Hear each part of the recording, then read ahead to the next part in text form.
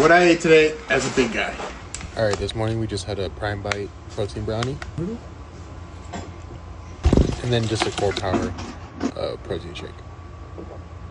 For lunch, we got cheesy garlic herb chicken. Factor meals have been hitting every time. It's really maybe putting crack in this or something. I don't know what happened, but magically I found a donut. Little after work snack. We're still doing the Greek yogurt. Only thing is I forgot the granola. But it's okay. Still eat it like this. I still like it.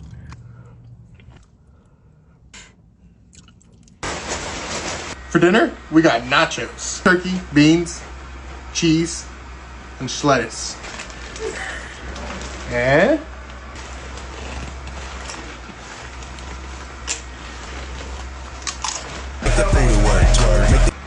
Liquid Death, Dr. Death.